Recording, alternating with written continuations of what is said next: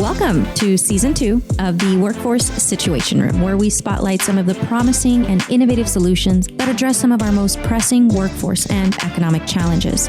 Our mission at Workforce Solutions Borderplex is to power businesses to prosperity by empowering people with tools and opportunities to reach their potential in the workforce. I'm Bianca, your host, and I stand alongside our ladies of leadership at Workforce Solutions Borderplex with Leila Melendez, our CEO, Alma Aranda, Workforce Development Director, and Karina Castillo, our Senior Research Analyst.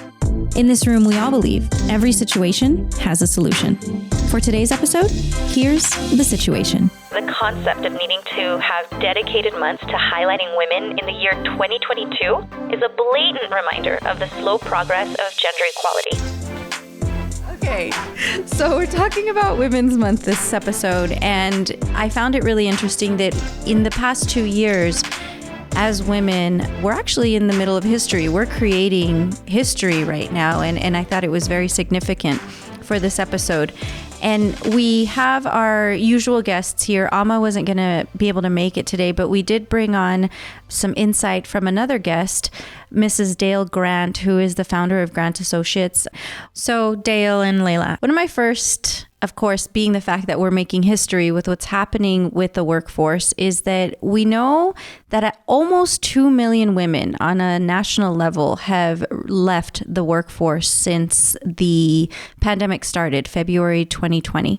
And we may be slowly coming back, but we're still dealing with a lot of issues when it comes to women in the workforce. And I think that government and resources are coming through when it comes to providing ways to come back to work, particularly childcare, but it's still an issue when it comes to women in the workforce. But what else could we do? If we had a seat with legislation and let's say they actually gave us 15 minutes to talk and took our advice, what could we do as far as women not being able to work? Well, this is hard. You're talking about private businesses. If you're talking about private businesses, it's hard. You really can't legislate that. You can't say you have to promote, X number of women or people of color. Or, you can have requirements in terms of wages for people in the same position. So, if we had those things, but, in terms of government providing more resources for women, childcare is, that's enormous. Because childcare is, and it's just not just the women who suffer from that. It's families. Childcare is a huge, huge expense. And, I think this idea of opening up more options for childcare, preschool options for childcare that are public, like the universal pre-K, is a big deal. I don't know. Do you have that in El Paso? We do. And I think we're starting to see a little bit more of the pre-K, where you have the 3-year-olds and 4-year-olds right before they start school. Yeah. So that's helpful to, make sure that, child is in a safe place and, is getting some education, even though it's limited, I guess, in some cities, what kind of education they can get. So, that's something that government can do, is make more resources, because so there's, wages, there's resources. Other than that, off the top of my head, I can't think of what government can do. I can't see that you can, force if we're talking private employers to, hire in a more gender neutral place or promote in a more gender neutral place. I kind of want to get everybody's insight on how you feel that's impacting communities directly. First of all, what's happened in the last 2 years, what happened before, what's happened in the last 2 years, and then, what's happening in the future. Mm-hmm. And the Grant Associates was founded by 3 women because at the time I was mentoring teenage mothers. That was 1997, and welfare reform was passed. And I thought, what are these women going to do? They have no skills. They won't have jobs. And so the idea came that companies needed people. And, this was a workforce. So when we started out, we had no government funding. We went to businesses. We went to the CEOs of companies and said, you need people. We can get you people, but you have to set up training. And they paid us as a consultant to do that. And so, we went to all the banks. We had Chase, we had Bank of America, we had Citibank, all of the banks. And, we had CVS and Toys R Us. A lot of companies saw the need. So I think all workforce, forget gender is what I'm saying. Forget gender for a minute. This is really a question of how do we fill jobs and how do we prepare for jobs? You look at what's the needs of the customer, and you have the needs of the women, which is different than the needs of men. You have the needs of the workers in general, and the needs of the customer, meaning the businesses or, whatever the employers are. They could be nonprofits, they could be government. Women have different issues to deal with personally, but in terms of, their opportunities in the workplace, there are great opportunities for women. Now, how do you deal with the challenges that women face? Again, I don't think women face a challenge by their gender and getting hired. Employers are less inclined for a specific position to think of that, I can pay this person less because it's a woman. This question is it more challenging for a woman to compete because of all the demands on her time? And that's a reality. That's a reality. I'll tell you just from my own experience, you need childcare, and the woman is responsible for finding and managing the childcare. It's more like the difference between men and women in the workplace is more from a perspective of managing the personal life than from the employer thinking they could pay less, or at this point, provide less opportunity. And, in general, I feel that employers, they need to pay more to everybody. Let's face it, it's not just women. El Paso, I don't know, I haven't been there, but, maybe that's a different climate. Mm-hmm. Layla, how do we see this impacting the Borderplex overall? I think aside from just the numbers, which is something we have to be very intentional about and be very mindful, is always study the data, because that's just facts, right? But you have to couple facts with your particular culture, region, society. So I think about the United States and how women, what women's roles are in a country. But then I have to take that down to how women are perceived in the state and like our state norms and culture.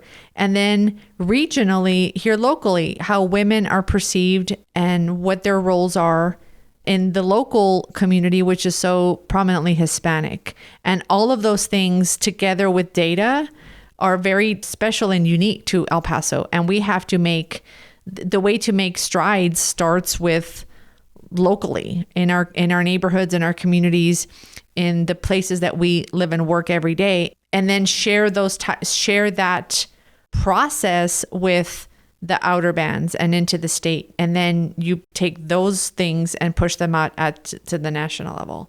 So because I think when I think about at a national level, these are the things that we're seeing. Now, granted, we see those things on a national level, and that's what influences us.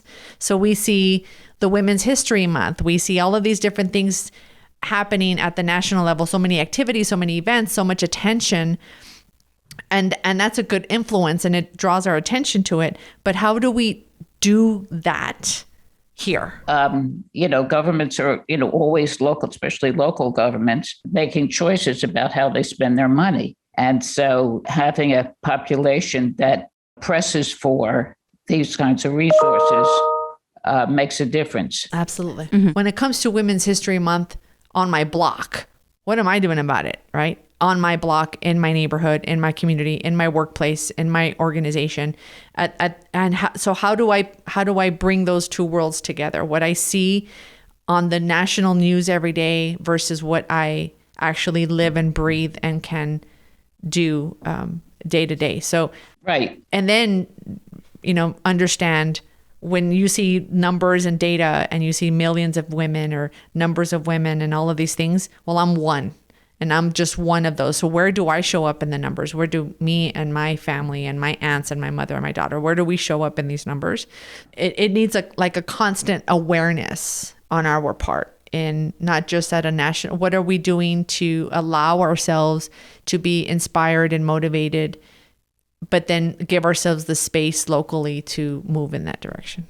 I think something that's happening on a local basis is highlighting those that are breaking that, or not so much in those statistics, those dire statistics, where you see there's the Soy Poderosa that we're seeing with the Outfit chapter. They're highlighting women that have reached heights in their careers and speaking about it. So they're doing panels. I'm seeing a lot of that.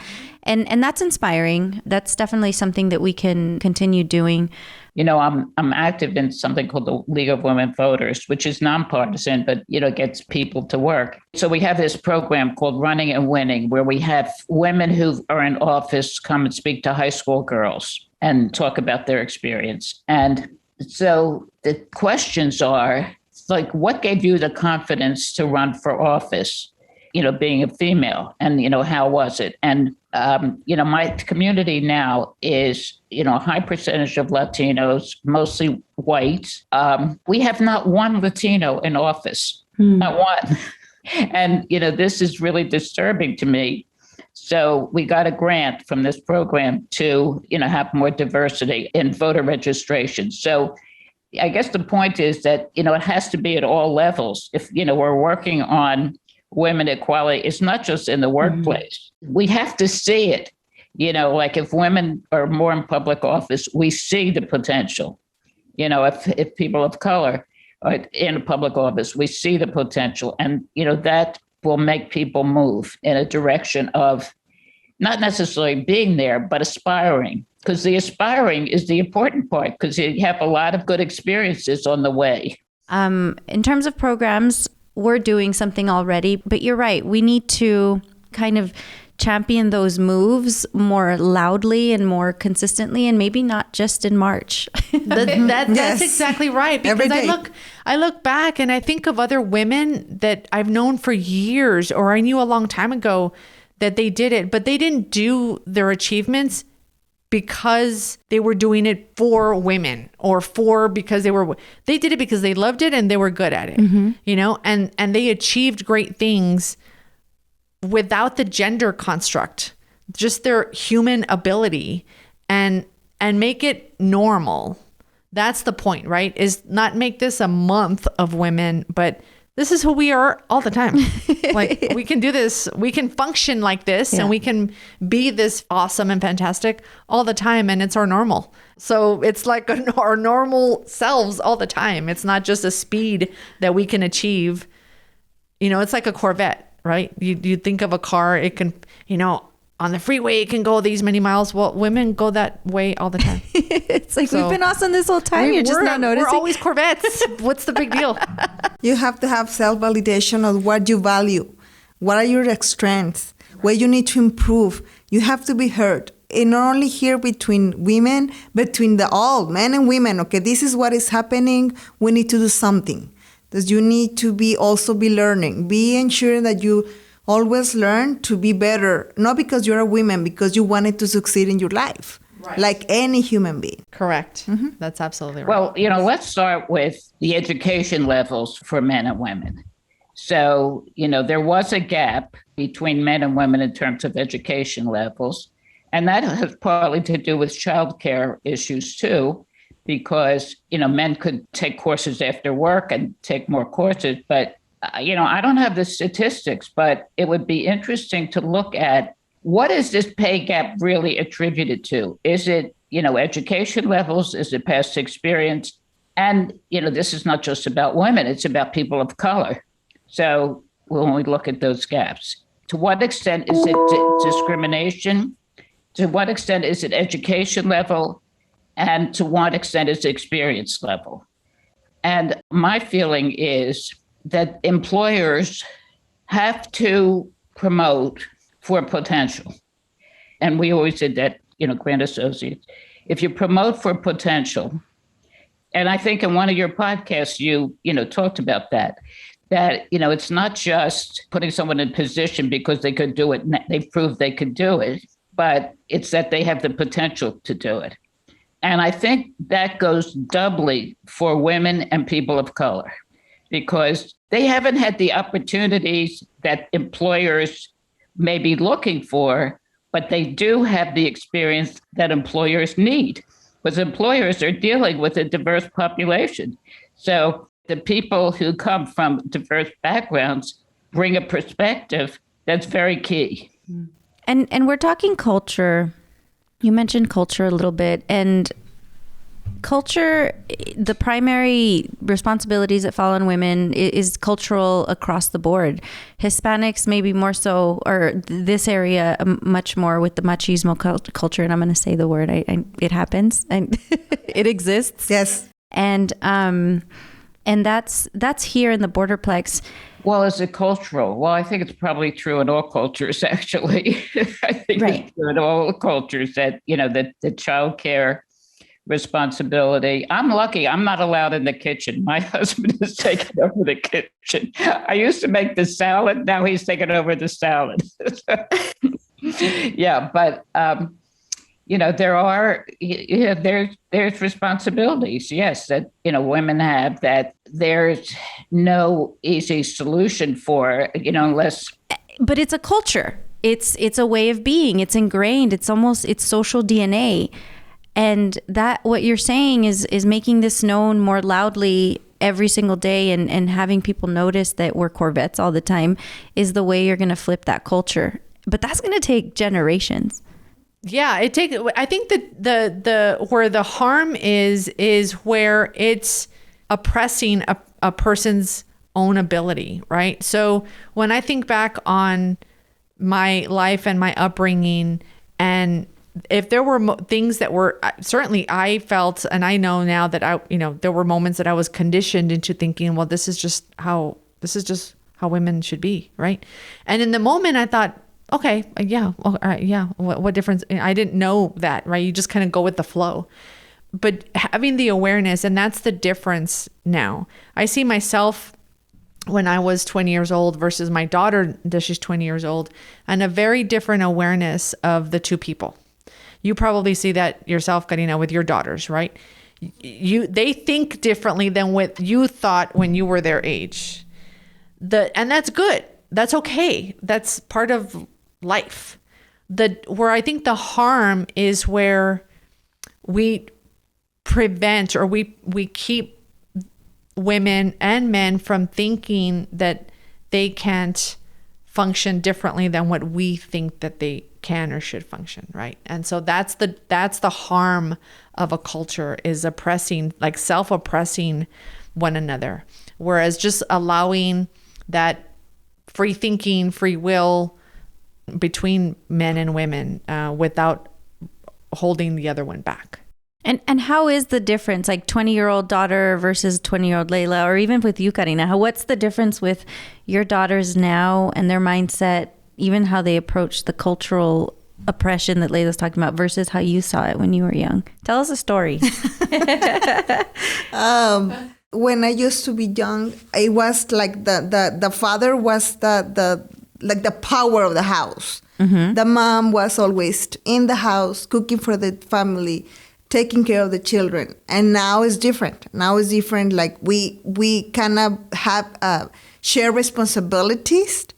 And now with my daughter, it's like more, in my case, I was like kind of with my husband, we share responsibilities.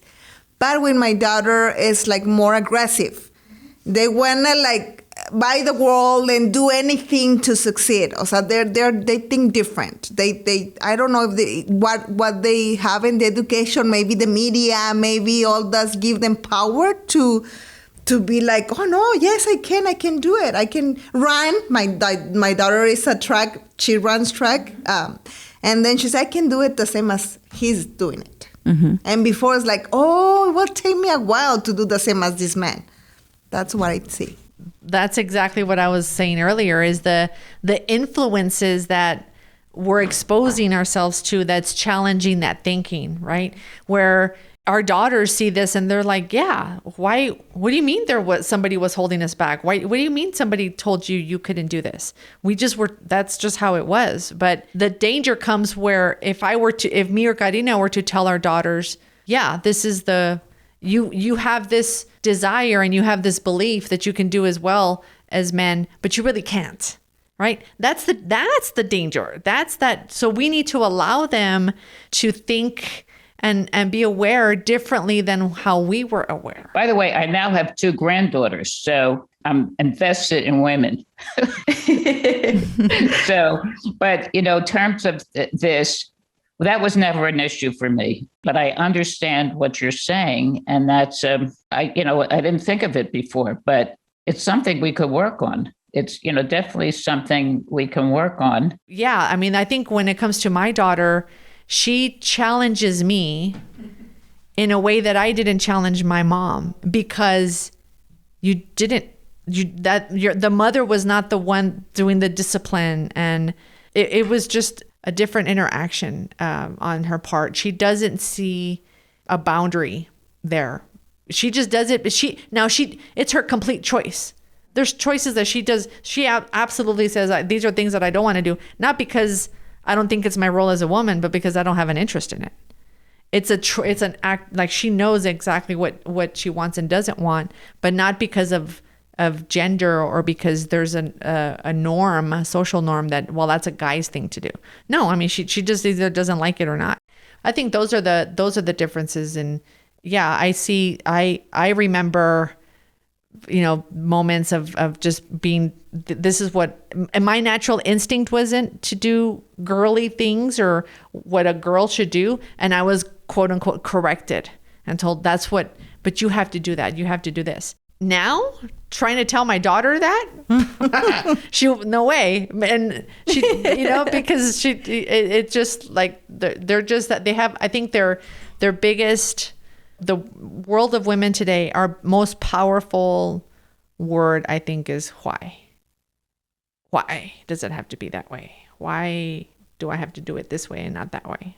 So I think that's something that we should just hold on to and constantly just challenge. What do you think it was that shifted you? I mean, having grown up in that mindset and that culture, I mean, I can think of a situation where I started realizing how problematic it was and maybe kind of rebelling against it. But what were your moments of realizing I'm not going to continue in this route? I'm not going to be oppressed. Well, you know what? At Grand Associates, when, everybody gets together, I never feel that. Maybe it's because, I was always at the head of the table. We didn't have to worry about it. But, I don't see it happening there. But, I'm thinking about our customers, women who come in, give you an interesting story. So one of our contracts early on was in Atlanta. We had a welfare to work contract. And it was all, the welfare to work was all single mothers. And at the same time, we had a contract in New York that was people from criminal justice background, men. Mm-hmm. And, I was curious what the women would say about the men. And we had a focus group to say, how do you, deal with the fact that you're raising a child on your own? And the women in that focus group said, I'm grateful I'm raising my child on my own because I could give my child the values that I want them to have. And the men said, when we asked, it was totally separate focus groups, but I was just, curious about it. And the men, we said, how do you deal with the women in your lives? How do you communicate? And they said, we don't communicate with the women, we communicate with other men. And, this tells us something, that there has to be more dialogue, that it would help to have more dialogue. And then, one wouldn't feel like being ignored and, the other one wouldn't feel like being put upon. I don't know if that has anything to do with this, but it was an interesting experiment. It speaks to almost that programming of not listening to women. Yes. So I can tell my story really quick. Go ahead, yeah. And it's a little bit sensitive. And in high school, I was always athletic. I was always in sports and volleyball, track. I even did ROTC for 1 year and just breakdancing. A little bit. Well, that was more college. That was more college where I was dabbling, but I was terrible at it. But I joined wrestling in my senior year of high school. because I would be bullied, being so little, kind of pushed around, but still feisty. But I wanted to learn how to fight effectively. So I started wrestling, and there were maybe three. Actually, there were only 3 girls on the team. We were the first group, but I got a nickname from that. And my name is Bianca. So the first 4 letters of my name are Bian. And I'm all spelling it out because, but the first 3 people added the LES to my name. So it became Lesbianca because I chose to wrestle. And that was a nickname that I had in high school because she must definitely not like guys. Or maybe she's just she wants to wrestle girls. So it was just like, I don't, but I was just kind of like, wow, that's what I'm going to get picked on for? Like not being little anymore, but now it's going to be for, and even then I was like, so what if I was then? And then, so it became this like internalized, like, no, then more the reason. And so I kind of, I owned it. I didn't allow it to bother me. I thought it was interesting that was the decision that people made to start calling me. But that's when I realized like, I can choose to be in wrestling and not have to have an orientation for it. That doesn't have to mean that that's my, or not that there's any, either way, but that was my moment. I can distinctly remember like, screw this, I'm going to do this anyway. And just compete against it. That's where things really started shifting because I think that, I did with like you, Karina, I did kind of allow the male was the power in the home. And he made all the decisions and he made all the financial decisions and what we did, where we went, how we dressed, everything was definitely that way. So I might have rebelled against that too a little bit. I don't know. Do you guys have any stories that you would share where your moment shifted on how maybe you thought, no, this isn't going to be it. Maybe it was working here that made you start thinking about it? No, in regard to the gender, it's to me, like when I was in Chihuahua, I'm from Chihuahua, Mexico, and I was in the first year of college and I went like, I'm going to USA for better opportunities. I went to UTEP for a counselor and she told me, no, you're Mexican. It will take you to learn like maybe a year and a half to learn English and then it will take a long time for you to succeed. I was like, okay. I went back to Mexico to Chihuahua, and then I said, you know what? I can do it. Good. And after I finished my career in Mexico, but it's not because of the women and the men. It's like, I'm going to prove this person that I can do it. And I did it. I came and that's why I'm here. And I grow, professionally. So diversity being another topic too. Yeah. I don't necessarily have a moment. I grew up in a home with my mom and my grandparents and aunts primarily. So primarily a woman-filled household. And my grandfather, the story is that my grandfather was extremely strict with my mom and her siblings and my aunts and uncles. Extremely strict and the traditional Hispanic father. But when my mother had me and we moved into their house, I supposedly changed my grandfather. And, I only knew my grandpa as the man that I know. And I'm like, he was strict to who? I had it wrapped around my finger. Who was he strict with? So, but still there were, even still growing up in that household, absolutely there were still moments that I think in those times when I was quote unquote corrected, in that moment, I'm like, but I didn't do this for a wrong intention or to be mean or to be defiant. It's just my natural instinct. So those moments stick in my mind and I've used them to reflect back and say, that instinct is there. And it's not out of ill will. It's not for defiance or all of these things. It was just my natural thing. So if it's just a natural thing, then it can't be wrong. But in high school, I had a boyfriend and I invited him over for Thanksgiving dinner. And, we were all there in the kitchen and everybody was, we had all the food spread out. So I invited him and I said, hey, come on up and serve yourself, cause that's what I thought I know that's what I used to, I would just get my plate and I'd serve myself. And he looked at me like, he said like, no, you serve me. And I'm like, wow, there's a plate. So go for it. Have whatever you want, have at it. And he was extremely uncomfortable serving himself. And I was like, pick what you want. Like it's a buffet. You can have whatever you want, not what I am going to serve you. Mm-hmm. Right. So he was really apprehensive and he was really uncomfortable. And I think even my mom or the family that was there were like, hey, just, serve him and, serve. And I was like, why? Like, I just didn't understand.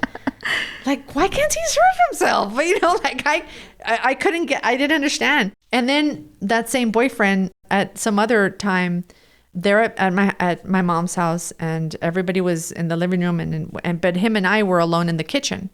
And we finished eating and I got his stuff and I went to the sink and I was washing our dishes. I mean, it's my home. Mm-hmm. So I'm washing my guests' dishes. And he made a comment and he said something like, you look so cute by the sink washing dishes. And I'm like, oh, thanks. It burned me because it just got like, oh man, that was not romantic.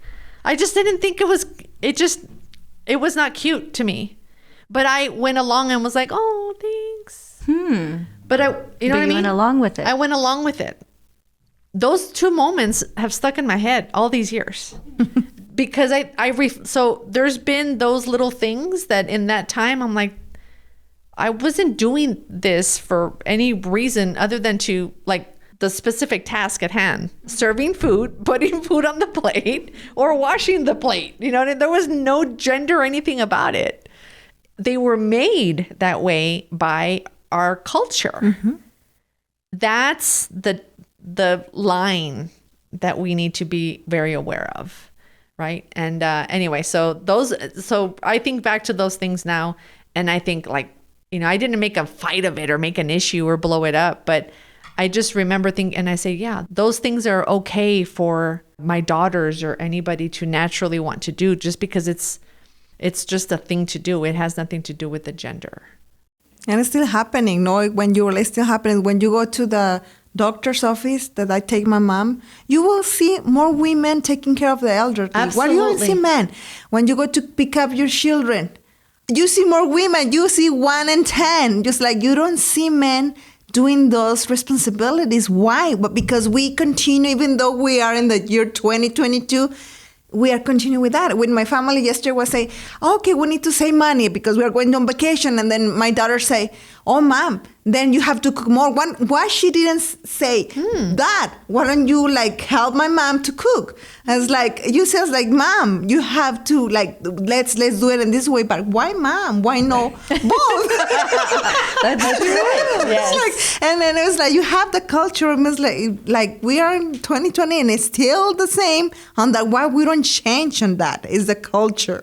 And more is because it's Hispanic, maybe, but I don't know. It's almost as if like this whole History Month and even on International Women's Day a couple weeks ago, we're focusing on women, we're focusing on stats, but why not focus on the man and what he's doing less of? Why not it be like women are not doing this or women have to deal with this? Why can't we have a month of what the man isn't doing? Man shaming month.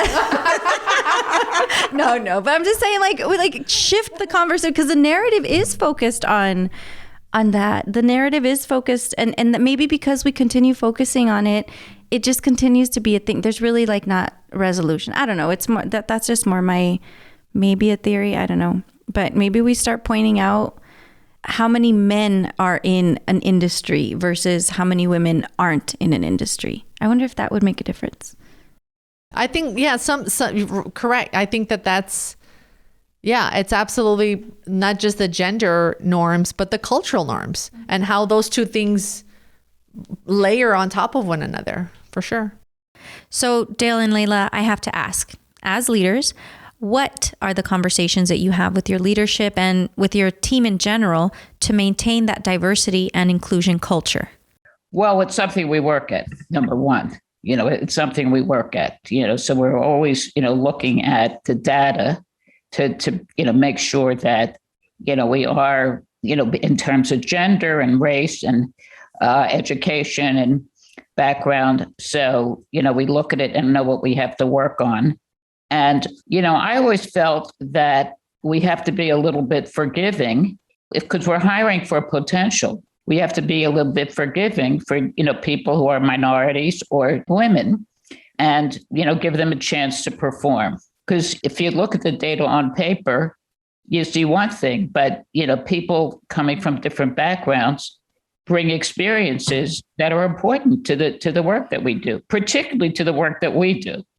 So it's natural. I would say, it's natural for us in our business just because of who are the candidates for work. It's natural, but we still watch it, manage it, and push it.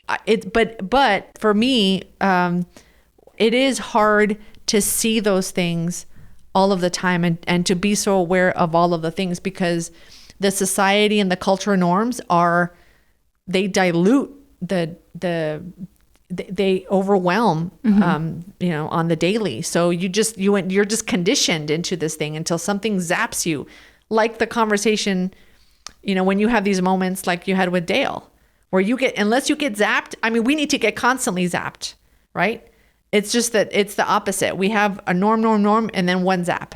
Norm, and then another zap. We've got to have zaps all the time. The zap with a name? Yeah. Yes. So just for the listeners, the Dale zap was, I spoke with Dale this weekend, and our original guest wasn't able to make it, who was a female. And the message I received is, you're going to be interviewing with Dale Grant. Well, and this is just bad journalist work too. I didn't get a bio. I didn't, research Dale Grant. I figured, okay, cool, founder of Grant Associates. Let's move. So I presented questions as if, heck yeah, we've got a dude. Let's listen to what you've got to say. I'm so happy that we're going to get your male perspective. I called it the other side. And she just responds, do you think I'm a male? Because yes. I'm not. I was like, oh my God, she's not a male. He's not a dude. And it was really embarrassing. It was late Friday night too, in Eastern time. So I didn't even really get a chance to recover from it. Okay, well, cheers. I'll see you tomorrow. But that was a zap. But she's dealt with it her whole life too. It was right. It was funny. But that zapped me, and that also caught me off guard. Here I am. I fell for myself. And that's what I mean. We need to all get those zaps all the time. And 1 month, one zap out of 12 is not enough. So one women's month out of 12 is not enough. We need this. It needs to be constant. And that's where the work that we do is, how do we make it so norm so that they're not just these weird zaps every now and then. No, this is a norm. This is just how life is. Right. I think about women's, especially in athletics. I run and that's about it. Right. And I like to watch women's sports, but there's just so much when it comes to even me, how much am I really doing to move the needle when it comes to women's sports? Because the NCAA tournament is upon us, and I'm a big fan of women's basketball.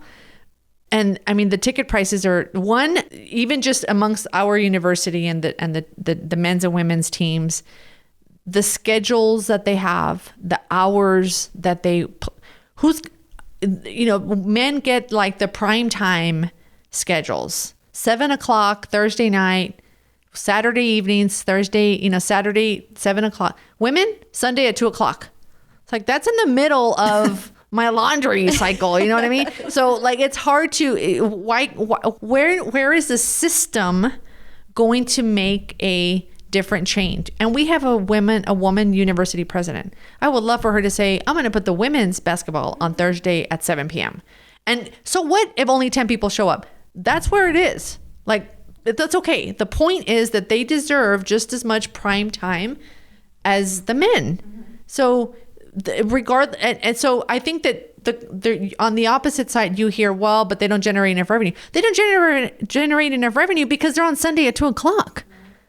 So if you put us on equal footing, we can get there. We can generate as much revenue. We can do all of these things if we are given equal opportunity. And that's the point, is we don't want to get further. We don't want to have an advantage. We just want the equal playing field so that we can generate the interest and generate and play, and we, gosh, they do. I mean, the women's sports and women's teams have proven it time after time, right? But you just put us on prime time. Don't slot us in on Sunday at 2:00.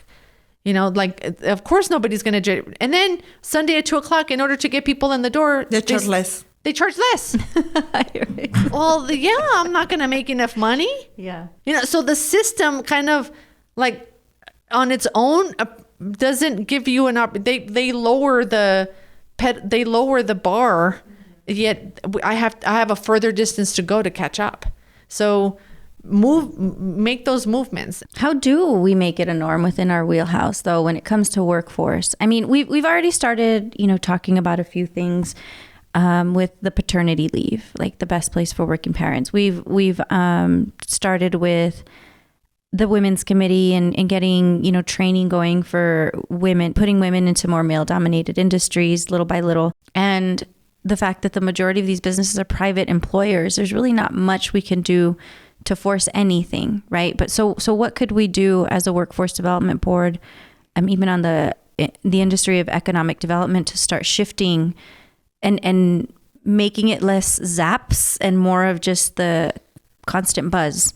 So I'm going to use the example. I think that we need to really break down and look at the other side of these employment issues, because today it's a workforce and it is an economic issue, right? Because employers are looking for talent. And an example is a utility company, okay? And I'm going to use a story. I've said the story before about myself, but let's say a utility company or a mechanic shop. Predominantly male dominated, right? Okay. So their companies are hungry for talent. They just want people. If they could get women, they would take them, right? If they could get women line crew, they would take them. If they could get women mechanics, they would take them, right? But how do you get more than one woman showing up every blue moon? That's the hard part, right? Is not just going from zaps, but bring in several women at a time. And the example is when I was in high school and I started working in a mechanic shop. It was my first job. I was 16 years old and I started working in a mechanic shop, not the plan. So I show up to this, I was in a trucking company. My cousin got me this job. She thought she was going to have me work in the office. When we show up, the general manager says, "Oh yeah, I've got a job for you." And he takes me out to the mechanic shop. I borrowed my mom's dress that day. I was 16. I borrowed my mom's dress that day and I go and I sit at the edge of the chair because everything's got oil on it. And I'm like, oh my God, don't touch anything. It's disgusting. It was like oil everywhere, pictures of women on the walls, everything that you imagine of a mechanic shop. So I'm there and I'm like, okay. And I'm embarrassed, nervous, the job, like, what am I supposed to do in the job? And I'm focusing on the job. And then there's all these men. Mm-hmm. But as I think back now and I see those men, they were just as uncomfortable as I was. Here's this woman thrown into their world. It was huge shock to both of us. So let's be fully aware of that. Okay. So then I go to lunch. My cousin comes and gets me at lunchtime. We go back home. And when I'm leaving, my boss tells me, "You don't have to dress up to work in this." Thank God. I'm like, okay. So I went home. I put jeans and a t-shirt. I never wore a dress again, like ever in my life. Still today, won't wear a dress. Really? Because I don't like dresses. Anyway, which is the whole point. I just don't like dresses. But when I went home and I changed, and my grandfather was there, and I told him, he was all excited because it was my first day on the job. So he was eager to hear from me. And I told him, oh yeah. He's like, "So how did it go?" And, and I said, "Guess where they put me?" And he's, "Where?" I said, in the mechanic shop." "Oh no. No. And I'm like, I believe it. Wow. I can still hear his voice. And that's your innate desire to go do something, kind of what you were just talking about. It was like, what's wrong with this? Yeah. And he was like, like, you're not going to work among a whole bunch of grown men mechanics. No, I'm like, don't worry, it's going to be fine. Whatever. I didn't pick a fight. It wasn't. And I went back. He didn't like it. He was like, oh my God, he didn't like it. So that's what happens to these workers when they go home. Let's go back to the line crew example. Mm-hmm. The woman showing up at the utility company, right? In the same exact scenario, you walk into an orientation, you're the only woman among a whole bunch of men of a line crew. You're like, oh my God, right? The things that you're going to worry about. Are they going to even talk to me? Are they going to trust me? Are they going to hit on me? Are all of these things nothing to do with the job, not the skill. It's everything else, right? But then let's look at the other side of the men. Oh man, are they going to put her on my team? How am I going to go home and tell my wife that now I work with a woman? So imagine the men going home and saying, oh yeah, Bianca's on our team. Excuse me? Who? Because when I was at the shop, I'll tell you that the phones rang off the hook. Really? With the men's wives calling, and they were mad. Let me speak to Joe. Okay, Joe, line 2, yikes. I never met them. I never knew them. So they I hated took off me. the dress. That's right. They hated the fact that there was a woman in their men's environment. That's going to be the same thing in these other places. So how do we force that? Because it has never been forced. Send at least two women at a time. Do a buddy system. Buddy systems. Yeah. Do buddy systems everywhere. Do buddy systems at a mechanic shop. Do buddy systems and hire more than one woman at a time. Can you hire 4 and put 2 at a time and never have a woman be by herself?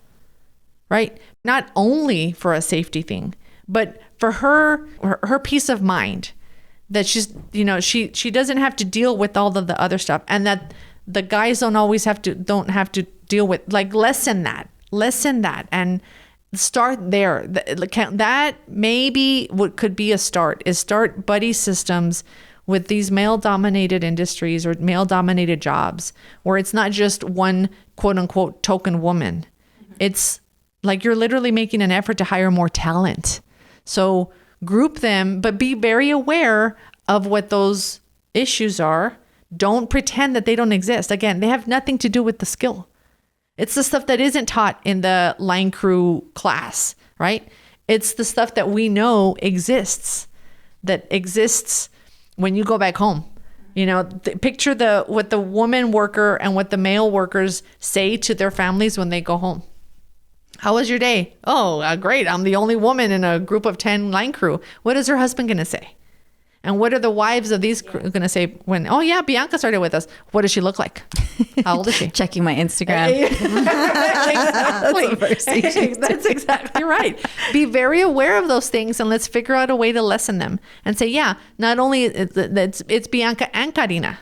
Bianca and Karina started today. Or it's Bianca, Karina, Leila, and Alma. It's 4. And they're making, okay. So it's, you force this, but you have to be, I think businesses and organizations, including us, we have to be very intentional about those types of things and make a commitment long-term, not just a one-time shot, not just during March, just all the time from now on, because those cultural and societal issues exist. And I feel like it gets less and less problematic with each generation. Obviously, we're still dealing with the wage gap and the pay gap, and it's not as bad, but we're making really slow progress. I wonder if we were to inject ourselves, and I know we already are, into education with workforce development, and we're making our way in different ways, but would it, and I'm just thinking out loud here, but that assertiveness training for women, or maybe just a class, a social, how they have home ec? They have home ec. They teach kids. They're sending girls with babies to the house so that they can learn how to take care of a baby, which great. You're learning parenting. Do they do that with guys though? Nope. I don't know. They should. You know what they used to? They used to do the flower baby. Do you remember that? Well, they the peck of still do flour? the baby. They still do the babies as of, I know for sure, like as of this past month. I thought they did. So they do send them home with boys too? I thought so. I hope so. Anyhow, if we can have home ec, which is teaching domestic basics, why couldn't we have a class that neutralizes exactly what you're talking about? I mean, that's just as important. I guess we'd have to show data on how that impacts productivity. I bet you it does, though. How does it not? You know, somebody worrying about going into the door, are they going to hit on me? I know that affects me. That's affected me in the past. Are they going to like me? Are they going? All of those things are messing with your head. And I'm sure the husbands do deal with the same thing, but maybe that's a solution. What would we call it?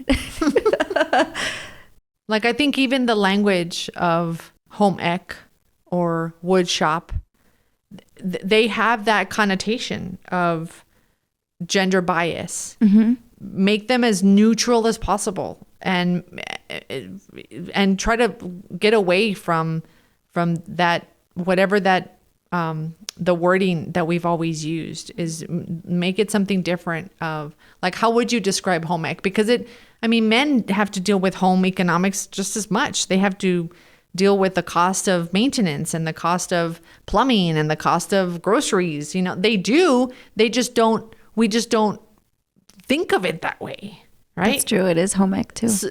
Plumbing and all that stuff. Yeah, you know, so I don't know. I don't know how to call it or describe it or name it. We'll bring an educator next time and talk to them and see what they think about it. But at the end of it all comes down to just hiring for potential and not looking at anything other than what the capacity is. Right. One of the exercises that I've been wanting to do for years, and I've just never have had the time to focus on it, but the time to find an expert.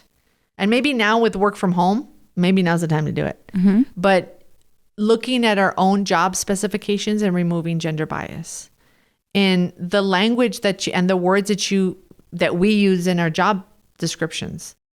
For example, you look at the job description of a public safety person and or even like a cybersecurity analyst. So when you use words like that, like security, protection, it's very male dominated. You know, so the gender bias in a job description is I didn't even know existed until a Zap. You know what I mean? Wow. So I've been wanting to hire somebody to help us internally with our own job descriptions and rewriting them so that they're more neutral. But and if we can do this, then we can share that with other businesses. Mm-hmm. Let me look at your job specs and let's reword this and offer that as a service of our Business Solutions Center and say, how do you remove this bias? Because if we were to go back and look at our data, and this is the stuff that we can't collect, but it's worth collecting. Of our job specs, it'd be interesting to know how many, like the people that applied, how many are women and how many are men. That'll tell you right there whether there's a bias, right? I don't know that. It's good data to know that. But I bet you know, just in certain occupations and because of the way that it's worded or because of what it's called, I think that it starts there. It starts with renaming occupations, renaming job descriptions, using different words. And I guess that brings us to the whole diversity, inclusion, and what are we doing as an organization or planning on doing to ensure that we're applying that within our headquarters? It starts with the need. You know, there was a need then for women to have jobs. And you know, we want to look now at the workforce and say, if we want to, you know, move forward, what is the need? What is the need now? And I'll tell you what I think the need is. The need is people are stressed. People are stressed after, you know, 2 years of COVID and, you know, having lost loved ones to that.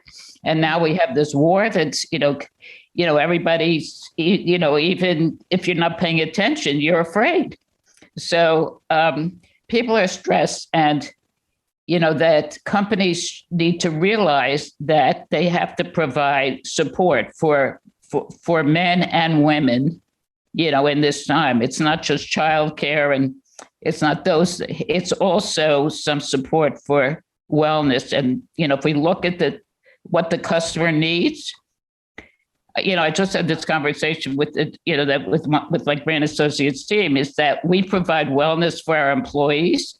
And I said, well, what about the customer? There's the customer coming in there. In order for them to get a job and succeed and get ahead, they need to be taken care of. It's just, part of my DNA, I guess, to say, what's the need? What's the need? And, then, was teenage mothers needed mentoring, but it was getting to teenage mothers needed jobs. And how did you get into that line of work? Well, I was already, this is my second career. I was an actuary before. I was vice chair of an actuarial consultant firm. I'm a mathematician, and it was, national company. And I had to make a presentation to our board of directors to become CEO of the company versus a male who would be CEO of the company. And the board is all male, and they chose the male to be CEO. And you know what? When I walked out of the room and learned who they chose, I thought he made a bit better presentation. So, but I couldn't stay there. I started mentoring teenage mothers, and I was a volunteer. I was between, I had left my old company. I was trying to figure out what to do next. And, I just had time to volunteer, and I did. And I was lucky enough, we had, two white women and a Black woman started Grand Associates. The Black woman, Paula Bailey, was probably the most qualified of the three of us. She was the most qualified, most highly educated, and, still, very active and, brilliant. And so this is our DNA. It's a history of women and people of color being very active and having, even though the CEO is a male, and I made that choice actually for his skills, but women and people of color have always been in the leadership because they have the most to offer in this industry. And why is that? Because of who our customers are. Our customers, we have to be understanding and nurturing, which, is much more, part of who we are. And, lots of times it's also because of experience. But, we hire people who have no experience, but, who is really for potential. It's for potential rather than what people have now. I think the other thing that's important now, and I'm just from talking to colleagues, is people want to work in something that has meaning. Meaning is a big deal. You have a friend whose daughter has a high-level job at Amazon, and she's saying, why am I killing myself to save 16 cents so the CEO can make another $1 million? And, she just, she wants to leave her job. Now, some people can afford to do that and, just leave for more meaning. And, some people have, don't have those choices. But, I think that this is why we have such high demand for workers. People are not rushing to the workforce because they need meaning. And, we have to, package either what we do or what we provide as employers to give that element of meaning. Layla, what are your thoughts? We've had the benefit of having an executive coach, an executive coaching company for the managers over almost for several months. And my executive coach, she sends me newsletters. I don't know if you all get the newsletters, but I get newsletters every month or so from them. And one of them was, she spoke at a diversity, equity, and inclusion conference. Mm-hmm. And it said, what caught me was like, it's only 5 minutes. I'm like, oh, I can do that. I can do 5 minutes of this video. Because it had already taken place and she just took a snippet of it and it was a 5-minute video. So I watched that video. And in that video, 4 of them were talking. And one of them mentioned, and they were talking like how? Everybody kept asking, yeah, we all want to do it, but how? What's the first step? What is the actual action item to do in this space? And they said that there is, and I downloaded it, there's an organization, and I haven't spent a lot of time, but there are benchmarks and there are action items to do. So I reached out to that organization. They've developed this binder. It's on my desk. Oh, cool. This binder of best practices and it's like an index and best practices and how-tos. And I had to actually ask their permission to download it. And it's free, but they said, we want you to, part of this, like in exchange for you getting it for free, we want you to share with us what you're doing and how it's going in your organization. Wow. How are you actually applying this? And what worked for you, what didn't work for you, et cetera. So there are best practices out there that I'm going to look at and start to implement. I need to take it and read it and actually say, flag, this is the one that we're going to try. So I'm committing to doing some of those things for our organization. It's just the moment. There's just I think this kind of goes back to this whole topic is which priority do we do first? Because they're all priorities. Because we're drowning in priorities. Because we're drowning in priorities. Yeah. And not only think about, it's good to think about your organization and how you're going to improve as an employee and as an organization, but you need to think in this case, from Workforce Solutions, Borderplex, we need to think about our customers, how we're going to empower women. I was looking at the data from the CCS, which is Subsidized Childcare Services, and the majority are female, single female. But the thing is, I was looking, in order for them to receive these childcare services, they have to be either employed or in education. Mm-hmm. Well, the majority is employed. Why we don't have, very few of 6% was only in training? We need to empower those women that are employed, receiving childcare services, to upskill, to be better. Because we have to help them to to increase and to have better wages. Because they will continue maybe for years and years receiving child care services, but because they don't change their mindset as to, I can do it. I can train on these different industries like mechanical, cybersecurity, all these different industries. We need to show them. We need to explain to them that they can do it. Karina, let me ask you a question. The roles have been reversed now. Yeah, take it. Karina, when you were in college, did you have your daughters yet, or did you have them after you were? After. After. Did you, Bianca? No, I had her way after. Okay. So imagine, it was difficult getting your degrees, right? Did you work while you were going to school? Yes. Okay. Imagine children on top of that. It was hard for me working and only studying. Imagine, I cannot imagine how I was going to taking care of a family besides training and work. Right. So think about when your daughters were babies and going back to work right after you had them, balancing work and I was very fortunate to have a husband who not only cooks, but he was willing to help with, childcare. I did have a nanny, but I traveled a lot, and that was, what I did was, and a man doesn't have to do this. Even if I was going across the country, I went there and back in the same day. So, I wouldn't, have to be away from home overnight. And, those are challenges that, women face, but you make it work. This is, what we do. I remember I couldn't wait for 5:00 because I wanted to just go and pick her up and go home and be a mom. Right. That was just very raw, emotion. There was a lot of guilt that I had about, I'm leaving her at daycare and I'm going to work. And that, for me, that existed. Did that exist for you all? Oh, yes. Okay. So imagine that with a CCS parent that is working. There's likelihood that they have that.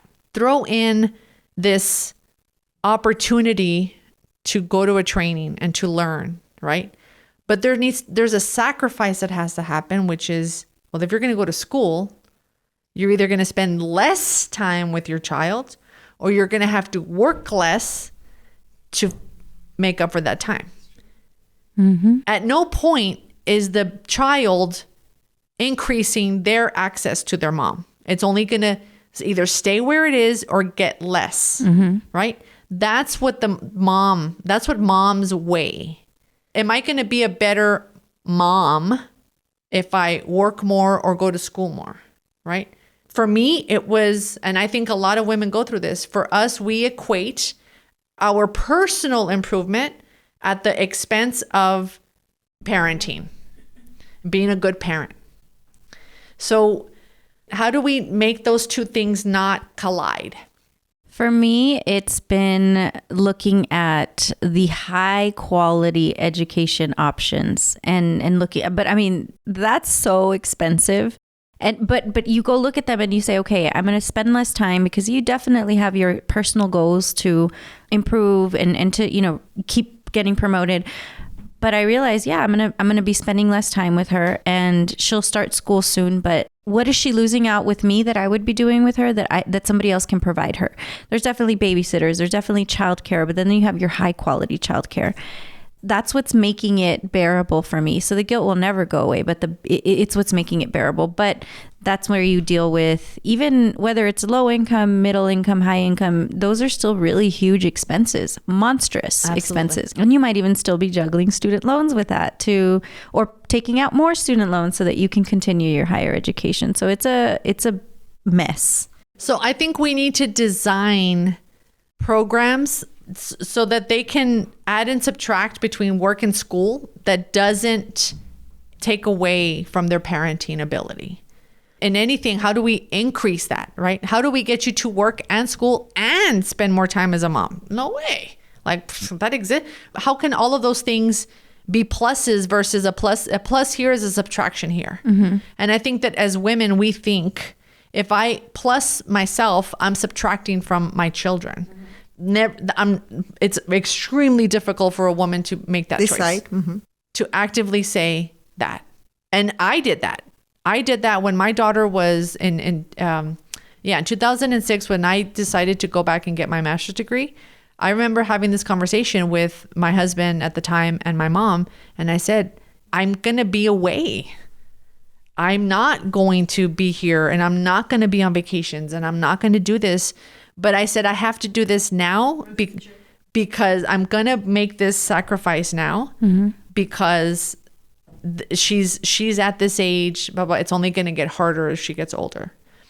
It's going to be harder for her to withstand this the older she gets, right? The guilt thing, yeah, for sure. I think that's just something that's designed into us. But I had the benefit of that support and that understanding from my husband and my mom to be there, to make up for the minus. Does that make sense? Mm-hmm. Like, I'm going to be less mom. You guys have to step in. The village. Mm-hmm. And that is the thing. How do we have to not only strengthen the village, but strengthen the mom to be willing to make that decision and say, if you plus here, you don't subtract here. But how do we fill in this gap for you without the guilt of it? There are ways to do that.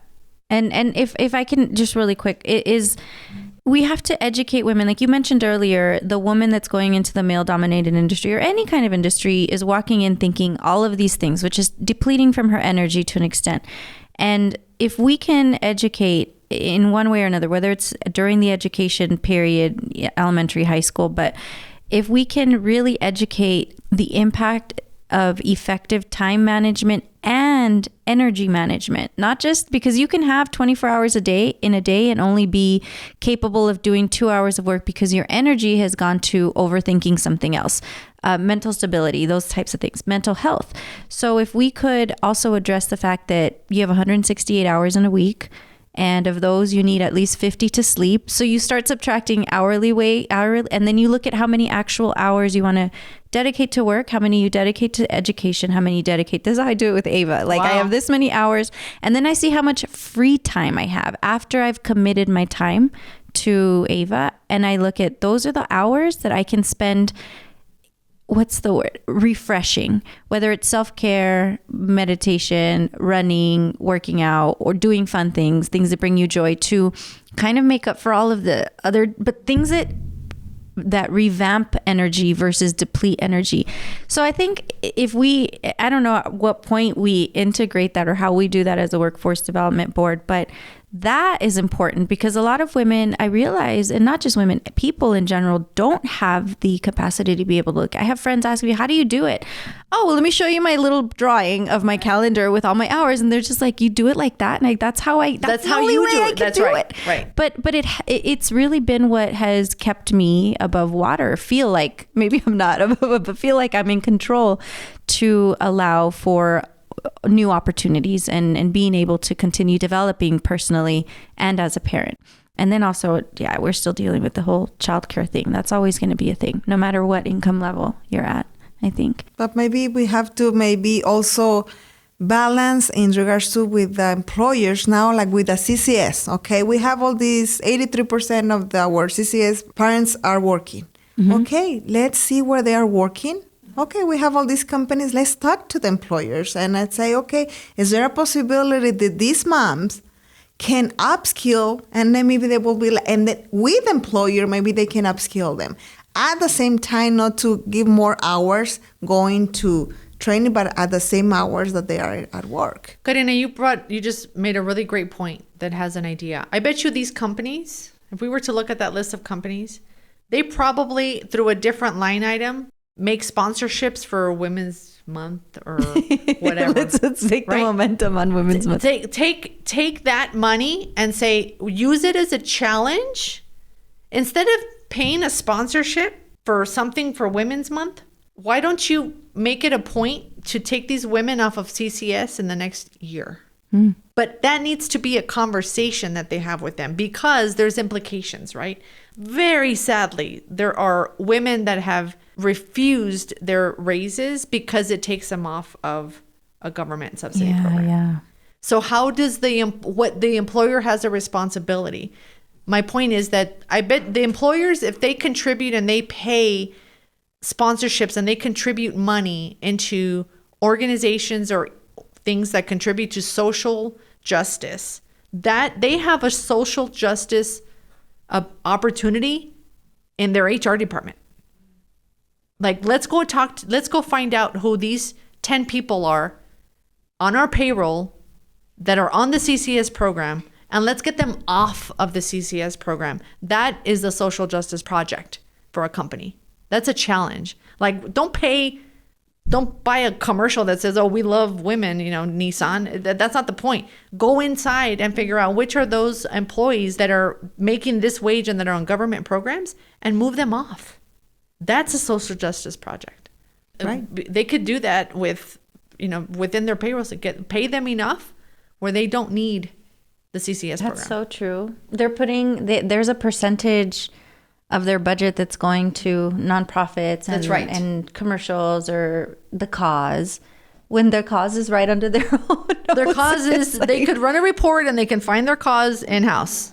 Absolutely. Yes. Well, I'm gonna have one more quick. We'll run it quickly just because we're losing time here. But we've talked about this before. Is how do we get more men to contribute to this diffusion of culture or just erosion of the old culture and kind of make it a neutral world? How do we get more men on the bus, on the woman bus? I don't know I personally don't know a man that's going to say that they're not on the bus. But I don't think they realize that they're not on the bus. They think they're on the bus. They're usually on the bus. Yeah. But sometimes they're not. And they don't realize it. And I think, it just goes back to the norms. It goes back to that, just the conditioning. I mean, it's just moments that happen. But that either things are said or things are done that, again, going back to just personally, I don't know somebody that would say, no, that's not appropriate. I see them online and I see them on social media, and it angers me, but it's not somebody that I actually know. So I don't, I can't, there's nothing I can do about it. Mm-hmm. with the people that I do know and that I push back. I push back and not with anger. I don't push back with anger or resentment. I push back with, no, it's not okay for you to just assume this or to make this decision. You know, I'm making my decision and this is just what I want or I don't want, and that's it. And that's it. And so I correct them on their assumptions, you know, things that are said, like I said, you know, just language or actions or whatever. And I'm like, you know, take it back this way. So I think that's how we, but it's, again, going back to the zaps, right? I can zap him here and there, but I'll never do that again. Yeah, right. You're going to do it. I guarantee it's going to happen again next week. You know, but that's just, but you just we just got to give a bunch of women a bunch of zappers and like really shock literally. That's exactly right. Therapy. That's exactly right. Like constant. That's right. So I think it just needs to be a constant reminder. And only like for them to like, we want to change them. You as a woman, you have to change it. And ask in your family, my husband in my case, okay, now it's your responsibility to do this. And then it changed in their mouth. Okay, now it's my duty. I can help on that. It's like, it's not like, how can I change you? No, I'm going to change by saying, no more. Now it's going to be this, not like help me on this. It's setting like, boundaries. Contribute both of them, but by starting with you. No, we're like, I'm going to change my husband or the man's or no, I'm going to start with myself to say, this is what I'm going to be changing. Good point. Setting your own boundaries is like, I'm not going to do the dishes Mondays, Wednesdays, Fridays, and neither are the girls. So you need to find a way for them to get done. Just setting more boundaries. Very good point. All right. The only thing I want to mention is that, Layla, if you can give me the link to that binder or that video for the diversity and inclusion, just so that if any listeners are interested in doing that. All right. Thank you all for being here today. And thank you to our special guest, Dale Grant, as well. We're eager to hear your feedback. Find us on Twitter and LinkedIn and let it out. We don't always have a choice in the situations we face, but you do have a choice in subscribing to Solutions. Join the Workforce Situation Room on your favorite podcast platform and hit subscribe, where you'll find a solution to every situation. Till next month, thanks for listening.